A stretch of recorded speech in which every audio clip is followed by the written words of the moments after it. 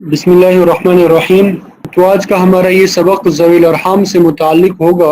شروع میں بتا چکا ہوں آپ سب کو، ہم اصل میں یہ ہمارا سبق جو ہے، جیسا کہ میں شروع میں نے بتایا تھا کہ ہمارا کورس 4 حصوں پہ مشتمل ہے: خلاصۃ المیراث، معرفت الورثہ، توصیل الحقوق، متفرقات۔ تو معرفت الورثہ میں ہم نے ورثہ کی 3 قسمیں پڑھی تھی: ذوی الفروض، عصبات اور ذوی الارحام۔ ذوی الفروض اور عصبات کی تفصیلات ہم نے پڑھ لیے تھے۔ آج ہم ذوی الارحام کی تفصیلات پڑھیں گے۔ ذوی الارحام کے بارے میں نے بتایا کہ وہ رشتہ دار جو ذوی الفروض اور عصبات میں سے نہ ہوں انہیں ذوی الارحام کہا جاتا ہے۔ ذوی الفروض جو 12 ہے، اسی طرح 12 جو عصبات ہے، ان کے علاوہ جو باقی رشتہ دار ہے جن کو وراثت میں حصہ ملتا ہے ان کو ذوی الارحام کہا جاتا ہے۔ ٹھیک ہے، اب یہ ذوی الارحام جو ہے ان کو کب وراثت میں حصہ ملتا ہے یہ بھی میں واضح کر چکا ہوں کہ ذوی الفروض اور عصبات نہ ہوں تو اس صورت میں ان کو حصہ ملتا ہے۔ اگر ذوی الفروض اور عصبات ہو تو پھر ان کو حصہ نہیں ملتا وراثت میں۔ تو ذوی الفروض، ذوی الارحام جو ہے یہ 4 اصناف ہے۔ ذوی الارحام کی 4 قسمیں ہیں۔ اصناف کا مطلب ہوتا ہے قسمیں۔ ذوی الارحام کی 4 قسمیں ہیں۔ اب ان 4 قسموں کو ہم دیکھیں گے، بس وہ ذہن میں آپ وہ عصبہ بنفسہ کو رکھیں، تقریباً اسی طرح ہے یہ۔ عصبہ بنفسہ میں جو ہم نے الفاظ استعمال کیے ہیں، جزء المیت، اصل المیت، جزء ابیہ، جزء جدہ، اسی طرح اس سے ملتے جلتے 4 یہ ذوی الارحام بھی ہے۔ دیکھیں، نمبر 1 میت کی فرع۔ میت کی فرع یعنی میت کے اجزاء، یعنی ایسے رشتہ دار جو میت کی طرف منسوب ہو، جیسے بیٹیوں کی اولاد جن کو نواسے اور نواسیاں کہتے ہیں، اور پوتیوں کی اولاد، اس کو کیا کہتے ہیں؟ میت کی فرع۔ عصبات میں تو ہم نے میت کی فرع میں پڑھا تھا بیٹا، پوتا، پڑ پوتا وغیرہ۔ ذوی الارحام میں میت کی فرع سے مراد بیٹیوں کی اولاد یا پوتیوں کی اولاد۔ بیٹیوں کی اولاد کو نواسے اور نواسیاں کہتے ہیں۔ ٹھیک ہے، یہ پہلی صنف ہو گئی۔ دوسری صنف میت کی اصل، یعنی جن کی طرف میت منسوب ہو۔ میت کی اصل سے مراد جن کی طرف میت منسوب ہوتا ہے۔ ٹھیک ہے، آواز سب کو صاف آ رہی ہے؟ دوسرے نمبر پہ میت کی اصل ہے۔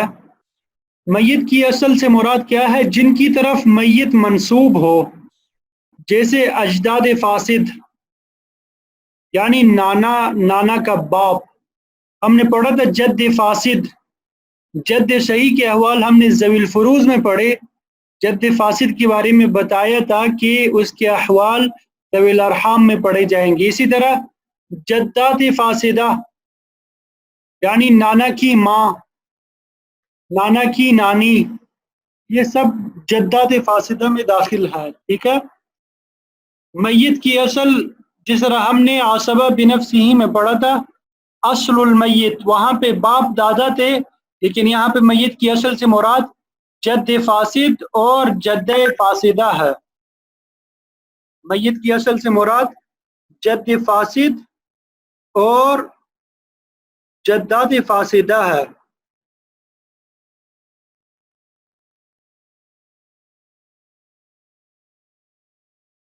اچھا، یہ ایک اہم خبر آئی تھی صبح بھی، دارالعلوم دیوبند کے شیخ الحدیث مولانا مفتی سعید احمد پالنپوری صاحب دامت برکاتہم العالیہ، بہت بڑے عالم ہے، اللہ تعالیٰ ان کی حفاظت فرمائے۔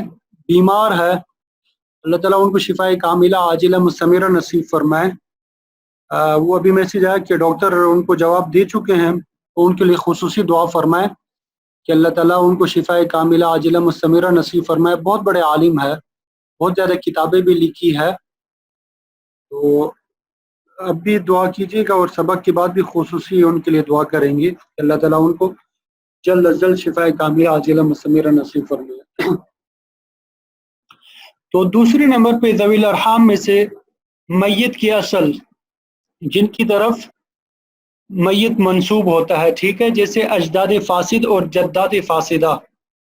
تیسرے نمبر پہ میت کے اب اور کی فرع، یعنی میت کا جو باپ ہے اس کی فرع، یا میت کی ماں جو ہے اس کی فرع، وہاں پہ ہم نے پڑھا تھا جزء ابی ہی اور سبات میں، تو میت کے والدین کی طرف منسوب ہو، جیسے بہنوں کی اولاد، بھانجے اور بانجیاں، بھائیوں کی بیٹیاں جیسے بتیجیاں جسے کہتے ہیں، ٹھیک، بتیجے جو ہے وہ تو عصبات میں داخل ہے، لیکن بتیجیاں جو ہے یہ ذوی الارحام میں ہے، یہ یاد رکھیں، ٹھیک ہے۔ اسی طرح نمبر 3 ماں شریک بھائی کے بیٹے خیفی بتیجے، ماں شریک بھائی جو ہے اس کے بیٹے یہ عصبات میں نہیں ہے، ماں شریک بھائی اور بہنوں کے احوال تو ہم نے پڑھے تھے ذوی الفروض میں سے تھے، ٹھیک ہے، لیکن ماں شریک بھائی جو ہے اس کی اولاد جو ہے بیٹے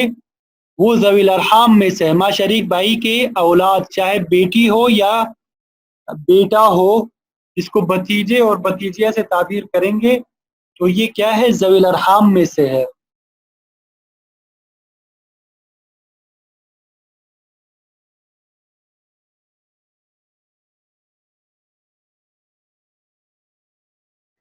نمبر 4 میت کے جد اور جدہ کی فرع، اس طرح ہم نے عصبات میں پڑھا تھا جزء جدہ، اسی طرح یہاں پہ ذوی الارحام میں بھی ہے جزء جدہ ہے، یعنی میت کے جد اور جدہ کی فرع کسے کہتے ہیں، میت کے جدین یعنی دادا نانا اور جدتین دادی نانی کی طرف منسوب ہو، ٹھیک ہے، جیسے عام خیفی سے مراد اخیافی چچا، عامات پھوپھیاں، اخوال ماموں، خالات خالائیں اور ان کی اولاد، تو ان کو ہم ترتیب وار پڑھیں گے، ٹھیک ہے، ترتیب وار ان کو پڑھیں گے، جس طرح ذوی الفروض کے احوال ہم نے پڑھے اسی طرح ان میں سے ہر ایک کے 4-5 احوال ہے، ٹھیک ہے، انتہائی آسان ہے، کوئی مشکل نہیں ہے۔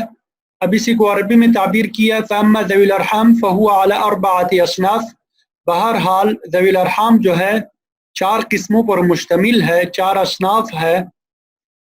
نمبر 1 الصنف الاول، پہلی صنف جو ہے ما ينتمي الى المیت، جو میت کی طرف منسوب ہوتے ہیں، میت کی طرف منسوب ہوتے ہیں، وہم اولاد البنات، بنات کی اولاد، بیٹیوں کی اولاد، و اولاد بنات الابن، اور پوتیوں کی اولاد، بنات الابن سے مراد پوتیاں۔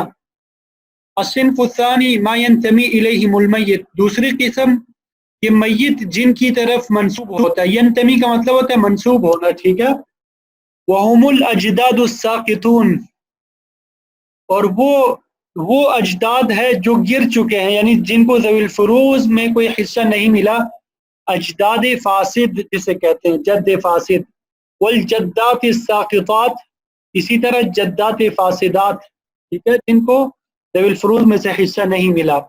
نمبر 3 الصنف الثالث، تیسری صنف جو ہے ما ينتمي الى ابوی المیت، ابوی یہ تثنیہ کا صیغہ ہے، اس سے مراد ماں اور باپ ہے، میت کی ماں اور باپ کی طرف جو منسوب ہوتے ہیں، وہم اولاد الاخوات، اولاد الاخوات یعنی بتیجیاں، وبنات الاخوہ، اولاد الاخوات سے مراد بانجے اور بانجیاں ہیں، ٹھیک ہے، اولاد مذکر اور مؤنث دونوں کے لیے شامل ہے، اخوات بہنوں کو کہتے ہیں، بانجے اور بانجیاں مراد اس سے، بنات الاخوہ اس سے بتیجیاں مراد ہے، ٹھیک ہے۔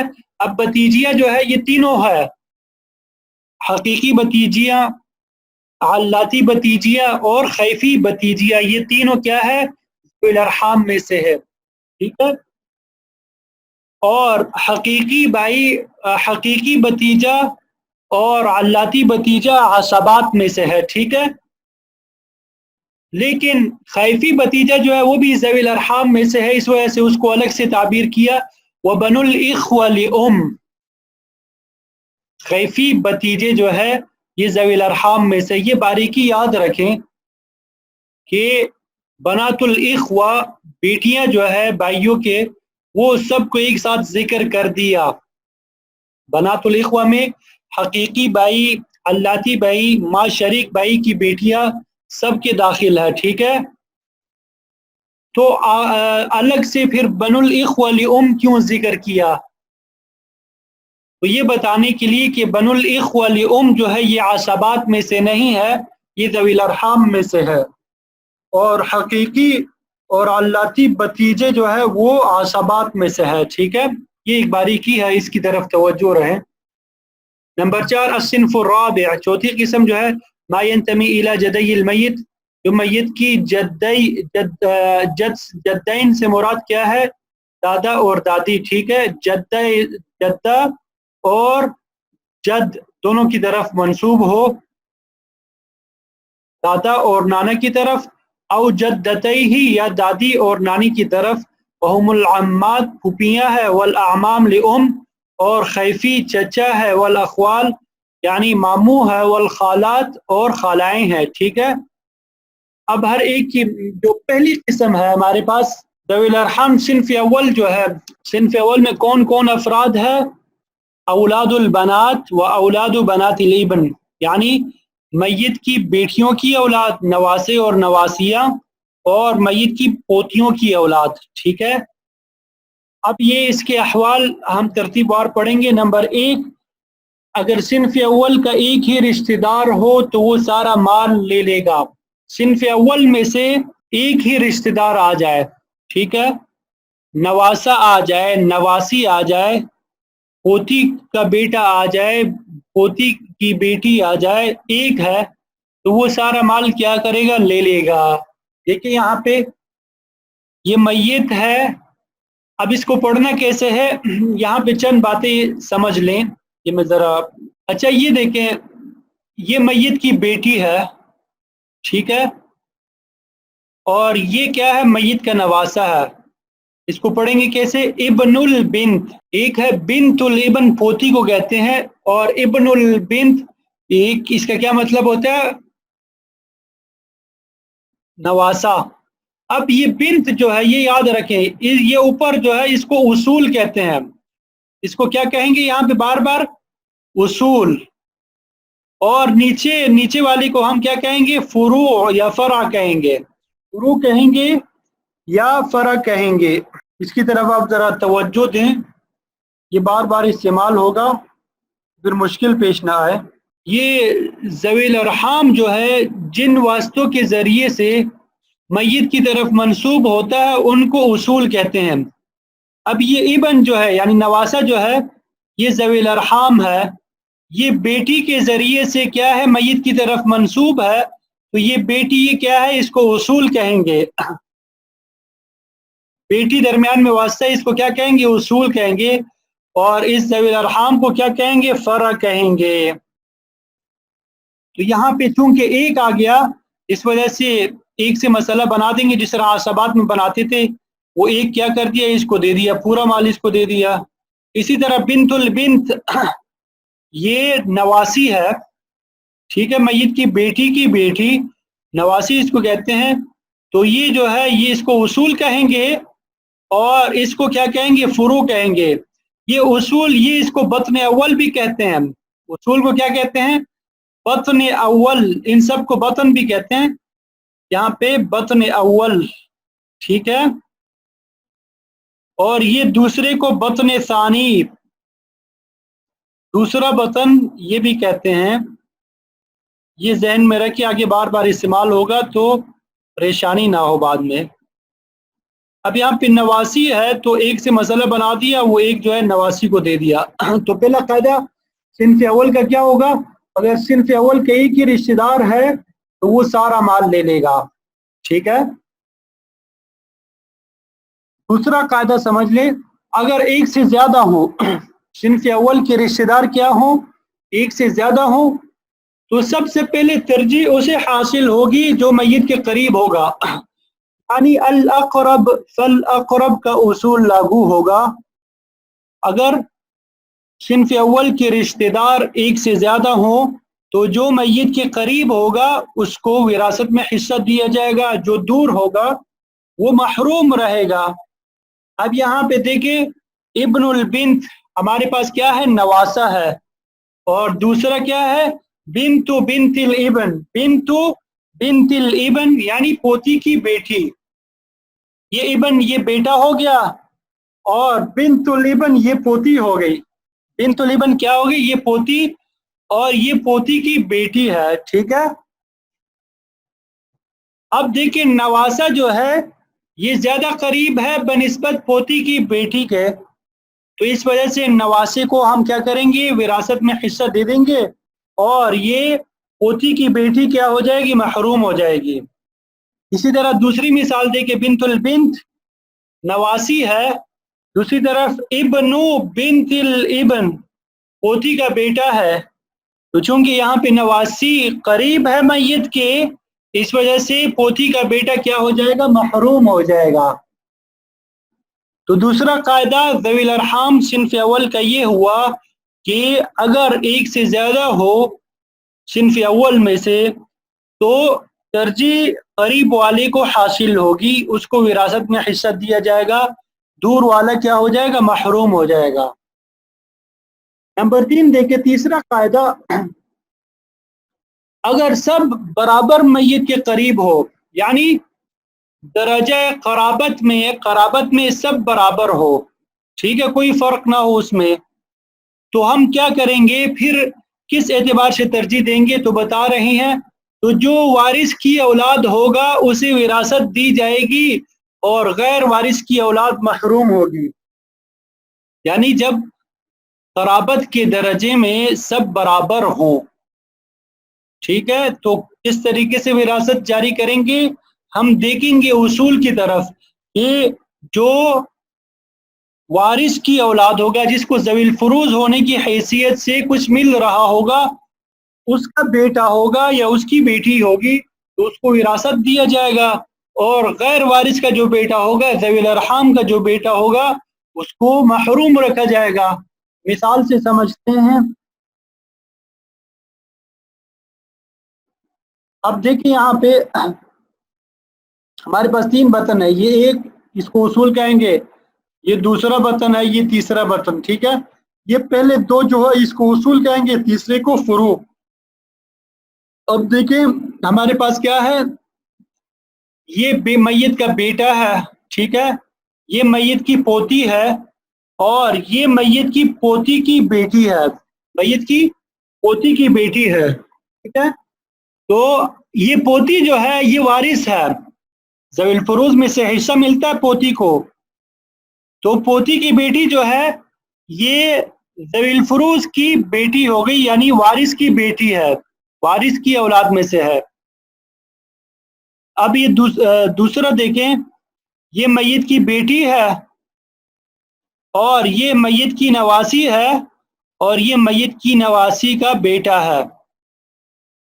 अब यहां देखें, ये मैयत की जो नवासी है ये वारिस नहीं है, गैर वारिस है, ज़वील फुरूज में से इसका हिस्सा नहीं होता, ये भी ज़वील अरहाम में से है। तो हमने तीसरा उसूल ये पढ़ा कि, और ये आप देखें ये तीनों बराबर के हैं, दर्जा कराबत में क्या है? तीनों बराबर है। देखें ये एक बटन, दूसरा बटन, और ये तीसरा, कोई आगे पीछे नहीं है, बराबर के है, लेवल तीनों का बराबर का है। ठीक है, तो फिर हम कैसे तरजीह देते हैं कि जो वारिस का औलाद होगा उसे विरासत दी जाएगी, गैर वारिस यानी ज़वील अरहाम का जो औलाद होगा उसे महरूम रखा जाएगा।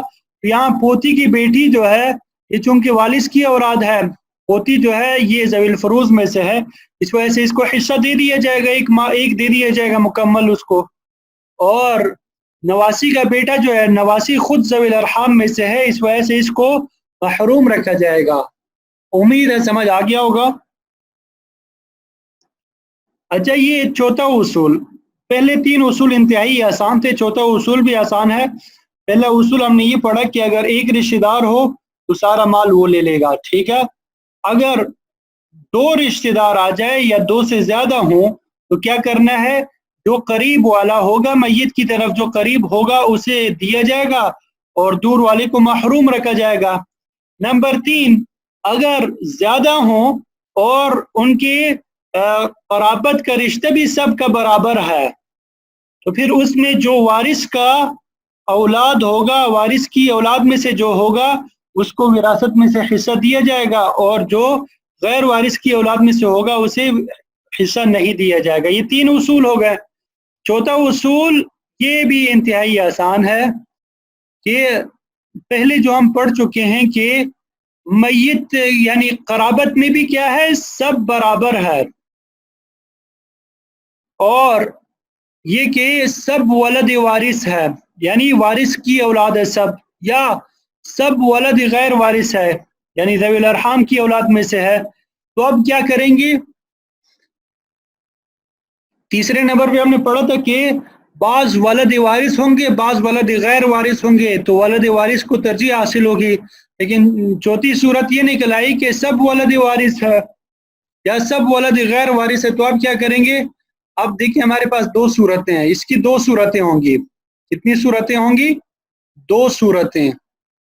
نمبر ایک اس کو الف سے ظاہر کیا ہم نے، ان کے اصول سب مذکر ہوں گے یا سب مؤنث ہوں گے۔ ان کے اصول جو ہے میں واضح کر چکا ہوں اصول، ٹھیک ہے، یعنی ان کے آباء و اجداد جو ہے وہ سب مذکر ہوں گے یا سب کیا ہوں گے؟ مؤنث ہوں گے۔ دوسری تعبیر اسی کو، یعنی صفت انوثت اور ذکورت میں اصول متحد ہوں گے۔ اصول کیا ہوں گے؟ متحد ہوں گے، سب ہی مذکر ہوں گے یا سب کیا ہوں گے؟ مؤنث ہوں گے۔ تو بالاتفاق مسئلہ فروع کے ابدان سے بنے گا۔ فروع کے ابدان سے مراد یعنی فروع میں جو عدد رؤوس جتنے ہوں گے اس سے مسئلہ بنا دیں گے، ٹھیک ہے، پریشان نہیں ہونا، انتہائی آسان ہے۔ مثال دیکھیں، اب دیکھیں ہمارے پاس کیا ہے؟ ابن البنت نواسہ ہے، اور یہ بنت البنت نواسی ہے، ٹھیک ہے۔ پہلا اصول لاگو نہیں ہوگا کیونکہ ایک سے زیادہ ہے۔ دوسرا اصول بھی لاگو نہیں ہو سکتا کہ قریب والا وارث ہو جائے گا۔ یہاں پہ دونوں کیا ہے؟ برابر کے قریب ہے، یہ دونوں کیا ہے؟ برابر کے قریب ہے۔ تیسرا اصول ہمارے پاس یہ تھا کہ ولد وارث جو ہوگا اس کو وراثت دی جائے گی، ولد غیر وارث کو محروم رکھا جائے گا۔ کیوں؟ اس وجہ سے کہ یہاں پہ دونوں ولد وارث ہے، بیٹی ابن البنت بیٹی جو ہے یہ بھی ذوی الفروض میں سے ہے یہاں پہ، اور یہاں پہ جو بیٹی ہے یہ بھی ذوی الفروض میں سے ہے، وارث ہے دونوں، تو دونوں کیا ہو گئے؟ ولد وارث ہو گئے، ٹھیک ہے۔ تیسرا اصول بھی لاگو نہیں ہو سکتا۔ تو چوتھا اصول یہاں پہ لاگو ہوگا ہمارا، وہ کیسے؟ کہ ہم نے پڑھا کہ قرابت میں بھی سب برابر ہے، اور سب ولد وارث ہے یا بعض ولد غیر وارث ہے، سب ولد غیر وارث ہے، تو یہاں پہ سب ولد وارث ہے۔ تو اب اس کی 2 صورتیں ہم نے دیکھی، اصول سب مذکر ہوں گے یا سب مؤنث ہوں گے۔ اب یہاں پہ ہمارے پاس اصول کیا ہے؟ اصول یہ ہے، میں بتا چکا ہوں، یہ اصول اس کو کہتے ہیں، ٹھیک ہے۔ اب دیکھیں یہاں پہ اصول ہمارے پاس مؤنث ہے، اصول کیا ہے؟ مؤنث ہے، تو صفت انوثت اور ذکورت میں اصول متحد ہو گئے، ایک ہو گئے۔ تو بالاتفاق مسئلہ کس سے بنائیں گے؟ فروع کے ابدان سے۔ فروع ہمارے پاس کون ہے؟ یہ نیچے والے 2 جو ہے اس کو فروع ہم کہتے ہیں، فروع، ٹھیک ہے۔ اب فروع کے ابدان دیکھتے ہیں کتنے ہیں ہمارے پاس۔ اب یہاں پہ دیکھیں، میں بتا چکا ہوں بیٹا جو ہوتا ہے یہ 2 کے قائم مقام ہوتا ہے۔ کتنے کے قائم مقام؟ 2 کے قائم مقام۔ للذکر مثل حظ الانثیین کا اصول جو ہم نے پڑھا ہے، ٹھیک ہے۔ اور بیٹی جو ہے یہ 1 ہی ہوتی ہے۔ اب ہمارے پاس فروع کے ابدان کل کتنے ہو گئے؟ 3 ہو گئے، 1 اور 2 3۔ تو ہم نے مسئلہ کیا کر دیا؟ 3 سے بنا دیا، 3 کا 2 جو ہے وہ نواسے کو دے دیا، اور 3 کا 1 نواسی کو دے دیا، ٹھیک ہے۔ یہاں پہ صفت انوثت اور ذکورت میں اصول متحد ہے، ایک ہی ہے، مؤنث ہے دونوں صورتوں میں۔ یہ دوسری مثال دیکھیں، یہ میت کی بیٹی ہے، یہ میت کی نواسی ہے، ٹھیک ہے، اور یہ نواسی کا بیٹا ہے۔ یہاں پہ یہ غلط لکھا ہوا ہے، یہ نواسی کا کیا ہے؟ بیٹا ہے، میت کی نواسی کا بیٹا، ایک تو یہاں پہ لکھا بھی صحیح نہیں جا رہا، یہ میت کی نواسی کا بیٹا ہے، ٹھیک ہے. اسی طرح یہ میت کی نواسی کی بیٹی ہے، نواسی کی کیا ہے؟ بیٹی ہے، ٹھیک ہے. یہ مختصراً میں اتنا لکھ لیتا ہوں، میت کی نواسی کی بیٹی ہے. یہ میت کی بیٹی ہے، یہ میت کی نواسی ہو گئی، یہ میت کی نواسی کی بیٹی. تو یہاں پہ دیکھیے درجہ میں تینوں برابر ہے، دونوں کیا ہے؟ برابر ہے. اور سب کیا ہے؟ ولد غیر وارث سے، نواسی. اور نواسی جو ہے یہ کیا ہوتا ہے؟ ذوی الارحام میں، ذوی الفروض میں سے نہیں ہے، تو یہ غیر وارث ہے. تو اب کیا کریں گے؟ میں نے ابھی آپ کو بتایا کہ اصول میں دیکھیں گے. پہلی صورت جو ہے اصول میں اگر صفت ذکورت اور انوثت کیا ہوگی؟ متحد ہوگی، یعنی صرف مذکر ہے اصول میں یا صرف مؤنث ہے، تو بالاتفاق مسئلہ فروع کے ابدان سے بنے گا. یہاں پہ دیکھیں پہلی بطن میں بھی اختلاف نہیں ہے، دونوں کیا ہے؟ مؤنث ہے، بیٹی بیٹی ہے. دوسرے بطن میں بھی دونوں مؤنث ہے، ٹھیک ہے. اب تو فروع ہمارے پاس یہ ہے، تو فروع کے عادت سے مسئلہ بنا دیں گے. فروع ہمارے پاس یہ ابن 2 کے قائم مقام اور بیٹی جو نواسی جو ہے یہ 1 کے قائم مقام، مسئلہ 3 سے بنا دیا. 3 کا 2 اس کو دے دیا نواسی کے بیٹے کو، اور 1 جو ہے نواسی کی بیٹی کو دے دیا. یہ تھا جب اصول متحد ہوتے، ٹھیک ہے. اب یہ آخری اصول دیکھیں، اس میں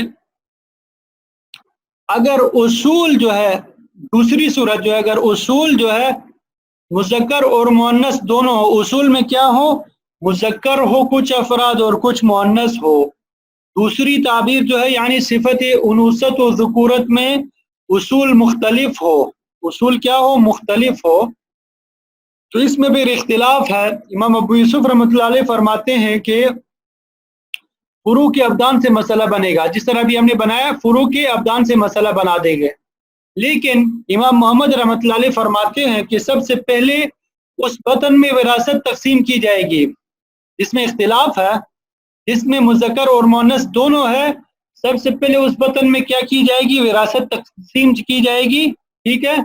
پھر اس کی وراثت تمام ورثاء میں کیا ہو جائے گی؟ اس کے فروع میں دی جائے گی، اس کی طرف منتقل کر دی جائے گی. مثال دیکھیں، پہلے امام ابو یوسف رحمۃ اللہ علیہ کے مطابق مسئلہ حل کریں گے. یہ بیٹی ہے میت کی، اور یہ ابن البنت یعنی نواسی نواسا ہے. یہ کیا ہے؟ نواسا ہے میت کا، اور یہ کیا ہے؟ نواسے کی بیٹی ہے. دوسری طرف یہ میت کی بیٹی ہے، یہ نواسی ہے، اور یہ نواسے کا بیٹا ہے. تو اب آپ دیکھیں یہ پہلا بطن جو ہے، یہ ہمارے پاس پہلا بطن ہے، اس میں کیا ہے؟ اصول متفق ہے، تو اس وجہ سے اس کو ہم نے چھوڑ دیا. دوسرے بطن کی طرف آ جائیں. دوسرے بطن میں اصول مختلف ہے، مذکر بھی ہے، مؤنث ہے، مؤنث بھی ہے. تو اس کے باوجود امام ابو یوسف رحمۃ اللہ علیہ فرماتے ہیں کہ اس تفصیل کو نہ دیکھیں، بلکہ جو فروع کے ابدان ہے اس سے مسئلہ بنا دیں. اب یہاں پہ بیٹی ہے 1، اسی طرح بیٹا جو ہے 2 کے قائم مقام، 2 اور 1 3 سے مسئلہ بنا دیا. 2 نواسے کے بیٹے نواسی کی بیٹی کو دے دیے، اور 2 1 جو ہے نواسے کی بیٹی کو دے دیا. یہ امام ابو یوسف رحمۃ اللہ علیہ کے مطابق مسئلہ ہم نے حل کیا، ٹھیک ہے. اب یہی مسئلہ امام محمد رحمۃ اللہ علیہ کے طریقے کے مطابق حل کریں گے. امام محمد رحمۃ اللہ علیہ کے اس میں ہم نے پڑھا کہ سب سے پہلے وراثت تقسیم کی جائے گی اس بطن میں جس میں اختلاف ہے، پھر اس کے بعد اس کے ورثاء میں منتقل کی جائے گی، تقسیم کی جائے گی. اب یہاں پہ پہلا بطن جو ہے اس میں اختلاف نہیں ہے، ٹھیک ہے، اس کو ہم نے چھوڑ دیا. دوسرا بطن جو ہے اس میں اختلاف ہے، مذکر اور مؤنث ہے. امام محمد رحمۃ اللہ علیہ فرماتے ہیں کہ جس بطن میں اختلاف ہے اس سے مسئلہ بنا دو. یہاں پہ 2 ابن جو ہے 2 کے قائم مقام ہے، اور بیٹی جو ہے 1 کے قائم مقام ہے. تو 2 اور 1 کتنا ہو گیا؟ 3 سے مسئلہ ہم نے بنا دیا. 3 سے کیا کر دیا؟ مسئلہ بنا دیا. 2 جو ہے یہاں پہ ابن کو دے دیا، اور ایک جو ہے یہاں پہ بیٹی کو دے دیا. ٹھیک ہے, اب کیا کرنا ہے, ہر ایک وارث کا حصہ اس کے وارث کی طرف منتقل کریں گے. اب یہ دو جو ہے یہ نواسی کی بیٹی کی طرف منتقل ہو جائیں گے, یہ ہم نے دے دیا اس کو. اور یہ جو یہاں پہ ایک ہے یہ نواسی کے بیٹے کی طرف منتقل ہو گیا, یہ ہم نے اس کو دے دیا. ٹھیک ہے, تو امام محمد رحمۃ اللہ علیہ کے نزدیک سب سے پہلے اس بطن سے مسئلہ بنایا جائے گا جس میں اختلاف ہوا ہے, پھر اس کے بعد اس کے فروع میں اس کو تقسیم کیا جائے گا. امید کرتا ہوں کہ یہ سمجھ آ گئی ہوگی. اب یہ آخری اصول پڑھ لیتے ہیں, بس تقریباً ختم ہونے کو ہے. اب یہ ایک مسئلہ یہی مسئلہ جو آخری اصول پڑھا ہم نے, اسی کو دوبارہ بیان کر رہے ہیں.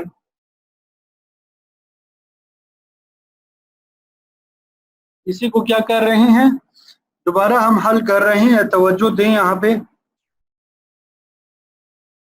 یہ دیکھیں, سب سے پہلے ابو یوسف, یہ بطن اول ہے ہمارے پاس, یہ بطن ثانی ہے, یہ بطن ثالث ہے, یہ فروع ہے. نیچے یہ کیا ہے ہمارے پاس, فروع ہے. یہ اس کی اولاد میں سے ہے. ٹھیک ہے, یہ اس کی اولاد میں سے ہے, یہ جو ہے اس کی اولاد میں سے ہے. ٹھیک ہے, اب امام ابو یوسف رحمۃ اللہ علیہ کے نزدیک چاہے صفت انوثت اور ذکورت میں اختلاف ہو یا نہ ہو, بہرحال فروع کی ابدان سے مسئلہ بنایا جاتا ہے.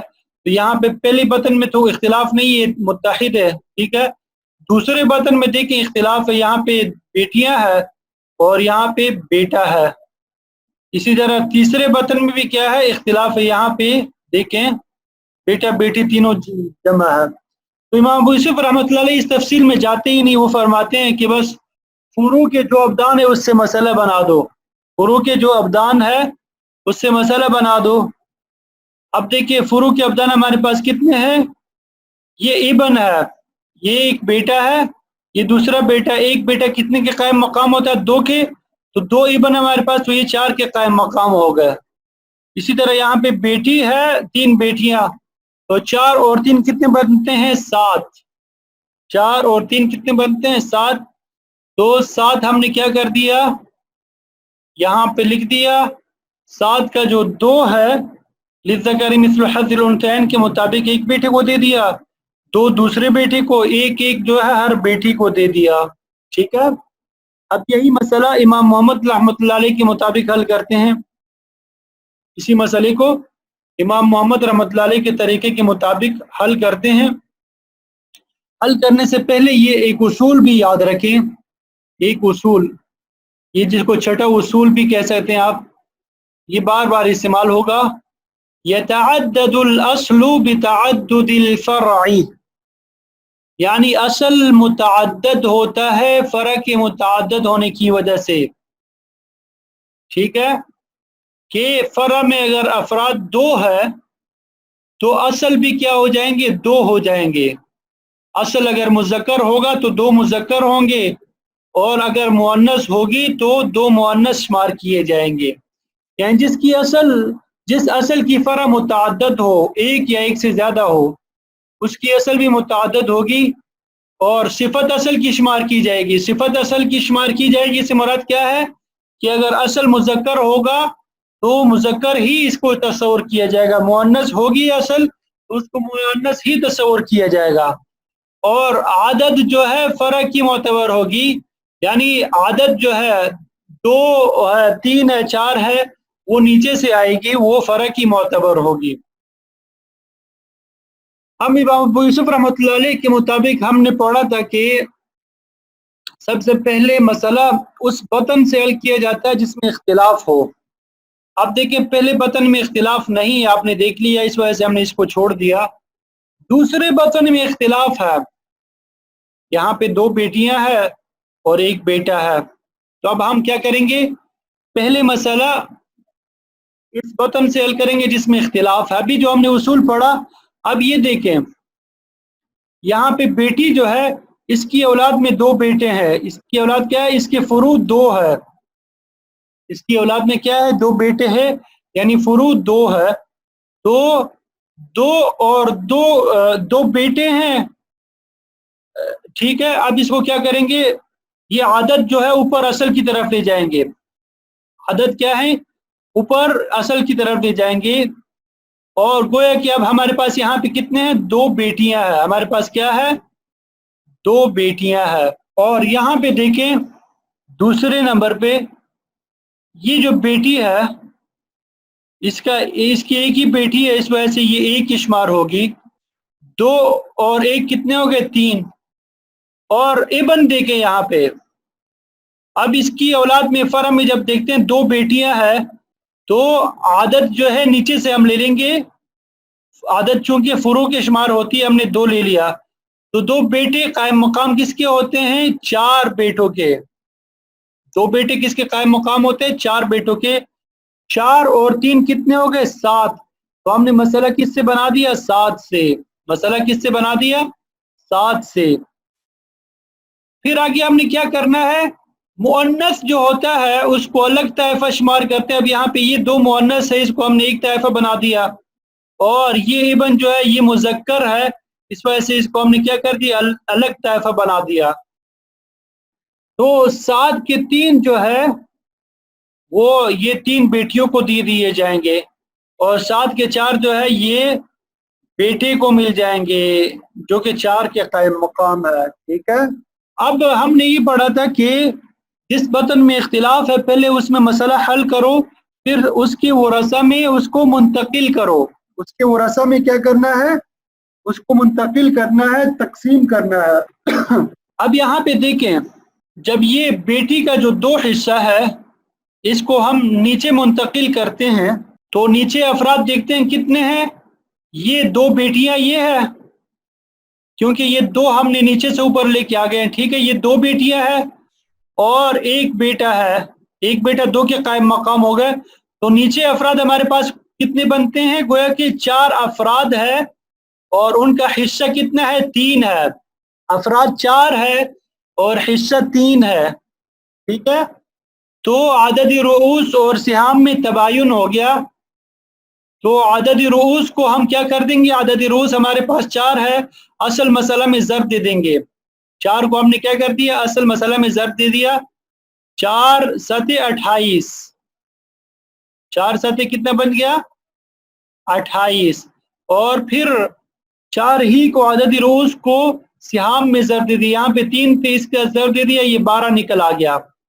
ٹھیک ہے، اسی طرح یہاں پہ بھی ضرب دیا، 4 چکے 16، ٹھیک، ہم نے تصحیح کر دی گویا کہ اب یہ 16 جو ہے آگے منتقل ہو جائے گا، 8 ایک بیٹی کے حصے میں آئے گا، 8 جو ہے دوسری کی بیٹی کے حصے میں آ جائے گا، اسی طرح یہاں پہ جو ہے 12 ہے، اس کو بھی ہم تقسیم کریں گے، 6 جو ہے ان 2 بیٹیوں کا حصہ ہو جائے گا، ٹھیک ہے، اور 6 جو ہے اس بیٹے کا حصہ ہو جائے گا، اب اس بیٹے کا حصہ نیچے اس کی فرع میں آ گیا، ٹھیک ہے، اور یہ جو 6 حصے ہیں ان کے 2 اولاد میں آ گیا، 3 جو ہے یہاں پہ اس کو مل گیا، 3 اس کو مل گیا، ٹھیک ہے، تو امام محمد رحمۃ اللہ علیہ کے اصول کے مطابق اس کو جب ہم نے حل کیا تو 3 اس کا ہو گیا، 3 دوسرے کا ہو گیا، 6 اس کا ہو گیا، 8 اس کا، 8 اس کا، اور ذوی الارحام میں فتویٰ امام محمد رحمۃ اللہ علیہ کے قول پر ہے، تو اس کو آپ نے یاد کرنا ہے، اس کی پریکٹس کرنی ہے، تھوڑا سا مشکل تھا آخری مثال، لیکن آپ اس کو توجہ کریں گے، اس کی طرف توجہ دیں گے، بار بار حل کریں گے، مشکل نہیں ہے۔ اب اسی کو عربی میں بیان کیا ہے، انتہائی آسان ہے۔ پہلے عمومی قاعدہ فَأَوْلَاهُمْ بِالْمِيرَاثِ الصِّنْفُ الْأَوَّلُ، سب سے پہلے وراثت جو ہے صنف اول کو دی جائے گی، اگر وہ نہ ہو تو ثم الثانی، صنف ثانی کو، اگر وہ نہ ہو تو ثم الثالث، پھر ثالث کو، اگر وہ بھی نہ ہو تو پھر رابع کو دی جائے گی، جس طرح عصبات میں تھا بنفسی میں جزء المیت تصل المیت جزء ابیہ جزء جدہ کو۔ یہ اما صنف الاول، پہلی صنف جو ہے ان کان واحدا یاخذ الکل، اگر ایک ہوگا تو سارا مال لے لے گا، وان کان اکثر، اگر ایک سے زیادہ ہو، فعند عدم الاستواء، اگر برابر میں نہ ہو، کیا ہو برابر میں نہ ہو، تو القریب یحجب البعید، جو قریب ہوگا قرابت والا ہوگا وہ دور والے کو محجوب کر دے گا، محروم کر دے گا، وعند الاستواء، اگر قرابت میں کیا ہو برابر ہو، استواء کا مطلب ہوتا ہے برابر، वलदुल वारिसी यअखुजुल कुल, तो वालिद वारिस का जो वालिद वलद होगा, बेटा होगा या बेटी होगी, वो सारा माल ले लेगा, गैर वारिस का क्या हो जाएगा, महरूम हो जाएगा। आगे नंबर 4 देखें, सुम्मा इन इस्तवत दरजातुहु, फिर अगर दरजात क्या हो, बराबर हो, वत्तफक़त सिफ़तुहुम, और उनकी सिफत भी क्या हो, मुत्तफिक हो, यानी उसूल में सब मुज़क्कर हो या सब मुअन्नस हो, तो फल मसअलतु मिनल अबदान, तो मसला फुरू के अबदान से बनाया जाएगा। नंबर 5 देखिए, व इन इख्तलफत, और अगर उसूल में सिफत उनूसत और ज़ुकूरत मुख्तलिफ हो, यानी मुज़क्कर और मुअन्नस दोनों हो, फल इमाम मुहम्मद, तो इमाम मोहम्मद रहमतुल्लाह अलैह यंतकिलु मीरास अल अस्ल लिल फर्अ, ये क्या करते हैं, असल की मीरास को मुंतकिल करते हैं फर्अ की तरफ। किस तरीके से, युक़स्समु अला अव्वली बत्निन, तो सबसे पहले विरासत को तकसीम करते हैं पहली बतन पर, उख्तलिफ फीही, जिसमें पहले इख्तिलाफ वाक़े हुआ है। किस तरीके से, बिहैसु यअतबिरु सिफ़त वल जिहात मिनल असली, ये सिफत जो है कि मुअन्नस है या मुज़क्कर या जिहाद, इसी तरह जिहाद जो है वो असल से ले लेते हैं। वल आदद, और आदद जो है गिनती जो है, मिनल फरई, नीचे यानी फर्ज से ले लेते हैं। व अलैहिल फतवा, और इसी पर फतवा भी है। उम्मीद करता हूँ ये आपको समझ आ गई होगी। अल्लाह ताला हमें दीन की सही समझ अता फरमाए और फिर उसके मुताबिक अपनी ज़िंदगी गुजारने की तौफीक अता फरमाए। आज के लिए इतना काफ़ी है, इसकी आप प्रैक्टिस करें। बाकी ज़वील अरहाम के जो बकिया 3 असनाफ है, ये जो हमने इब्तिदाई 3 अहवाल पढ़े, इसमें सब कदर मुश्तरक है यही, बस ये नंबर 4 और 5 में थोड़ी हालत मुख्तलिफ हो जाती है, यही बातें हैं, लेकिन वो ताबीर थोड़ी तब्दील हो जाती है। तो इसकी आप ज़्यादा से ज़्यादा प्रैक्टिस करें। कल इंशाअल्लाह बकिया जो 3 ज़वील अरहाम है वो मुकम्मल पढ़ेंगे।